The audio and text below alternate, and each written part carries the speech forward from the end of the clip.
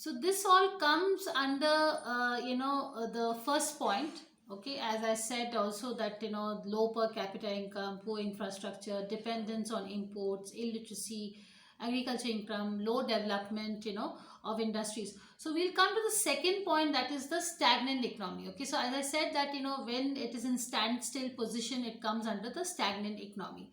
Okay, so that is very very important point also. So you have to know that very well. Okay, because it is like when a country is in a very standstill position, it's called as standstill economy. Okay. Yes, next we can talk about is the semi-feudal government. So what is semi-feudal? Semi-feudal means only the government is interfering, or the government intervention is happening. So that is called as semi-feudal. So that is very very important, because if it's only government interfering, then that is also not good. Okay, so there must be private people, there must be individuals who can also come, and there must be freedom. They can come and they can do whatever they want. So there should not be a semi feudal. So what is semi? It's like in between. Okay, so semi feudal economy is also one of the major problems, and this is one of the characteristics of Indian economy.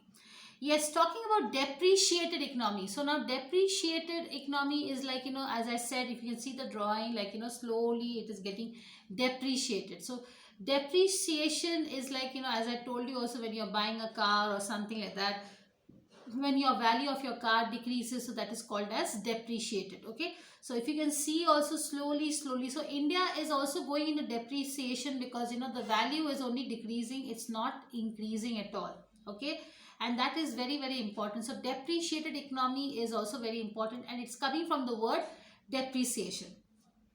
Yes, coming again to the same point which we were discussing, was that was agricultural economy, and predominance of agriculture. So predominance of agriculture is like, still if you see in India, the dominance is in agriculture. We don't have any new industries coming up, and there is no privatization, or there is no industrialization. So that is very important, and that is why you see so much of suicide cases. Now say for example, if I am a teacher, and I suddenly lose my job, and I'm also a singer, so at least I can do some singing. So that is very important. So if that predominance is like, mostly all the the entire population of India, if you say right now 75% people are into agriculture. So that is very very bad, because everything, suppose if there is a drought or there is a famine, then you are in problem. Okay, then talking about underutilized resources. So underutilized natural resources are also very very, as I told you, because if you remember the first point of economic development, I had told you that underutilized natural resources means the natural resources should be well utilized. Yes, well utilized, and that is what is not happening in India.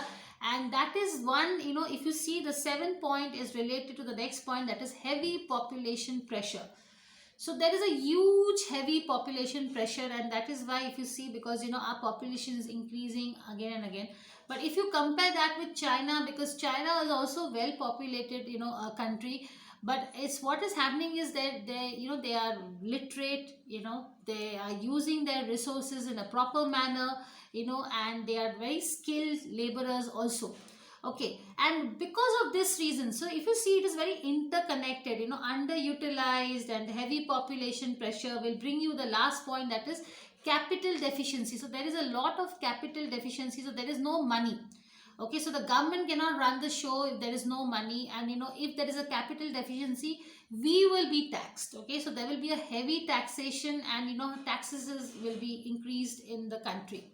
So that is, so these are the major points. As I said, these are the characteristics of Indian economy. As I said, the first point I spoke about was underdeveloped, and under this only you got is low per capita income, poor infrastructure, dependence on imports, illiteracy, agricultural economy, low development of industries, and also we were talking about a stagnant economy, then semi-feudal economy, depreciated economy. Okay, and predominance of agriculture, underutilized natural resources, then heavy population pressure, which will also bring your capital deficiency. So that is also very important.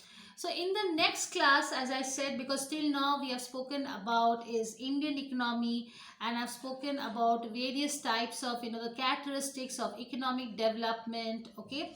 And I've also told you about is the major things, as is that, how is Indian economy and how it is developed. I've even spoken about the economic growth and development. I've also, so in the next class is going to be very interesting, because I'm going to talk about is Human Development Index, so that is HDI. So there I will talk about what is Human Development Index, and I will also explain you the concepts of HDI, that is the Human Development Index, or whatever it is, the HDI, it is also called as Human Development of Indian Economy. So that is the concept. It's a very, very important concept, very vital, and I will teach you, and I will also explain you with lots of examples with countries, that it's what is the relationship and why human development is so important for any country as a whole, and also for India. So I'll see you in the next class as soon as possible. Thank you so much. I hope you have understood till now. So we'll come and we will again join the session with HDI.